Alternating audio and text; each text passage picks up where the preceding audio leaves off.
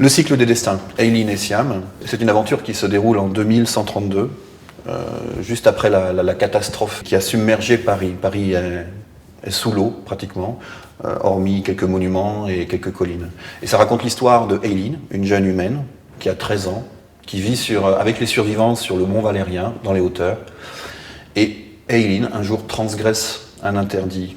Il est interdit d'approcher ces créatures ici qui sont des humains génétiquement modifiés et qui vivent sur la tour Eiffel. Et Aileen décide à un moment donné de les approcher. Et l'histoire commence là. Parce qu'en les approchant, elle va découvrir qui ils sont vraiment et elle va apprendre des choses sur eux. Et elle va s'enrichir, elle va apprendre des choses sur elle. C'est pas un livre sur la catastrophe, c'est un livre qui parle de ce qui se passe après le cataclysme, après le tsunami. La tour Eiffel, la tour Montparnasse, les monts Valériens et toutes ces hauteurs, elles seront au-dessus de l'eau. Mais le RER qui passe au-dessus de moi, il ne sera plus là.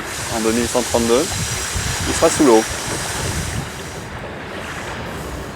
C'est un univers que j'aime bien explorer, le futur. Alors j'ai écrit aussi chez Syros d'autres romans qui se passent dans le futur, comme L'Enphant, comme Robot mais pas trop, des petits textes. Et avec Denis Guillot, qui est le directeur de collection aux éditions Syros, je pense qu'on a convenu que 2132 était une date intéressante par rapport à l'évolution des technologies. À cette époque-là, la génétique, la transformation du vivant sera déjà, à mon avis, pas mal avancée.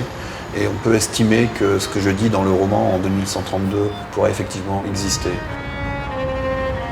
J'avais en fait l'ambiance, l'atmosphère, j'avais la situation, mais c'est rien s'il n'y a pas le personnage. Et quand Aileen est arrivée, cette jeune adolescente qui transgresse la loi des adultes pour accomplir son destin, quand j'ai compris que Aileen allait évoluer dans ce Paris immergé grâce à la rencontre d'un personnage comme Siam, quand ça s'est mis en place, tout d'un coup, j'ai tiré le fil, et là j'ai senti que je ne la lâcherais pas, j'ai senti que j'irais jusqu'au bout.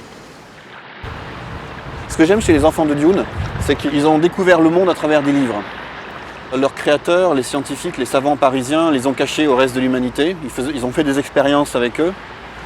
Et tout d'un coup, paf, cataclysme, ils se trouvent livrés à eux-mêmes, état sauvage. Et ils décident de reconstituer leur communauté à eux. Et ils décident de coloniser la tour Eiffel, qui devient la tour des elfes.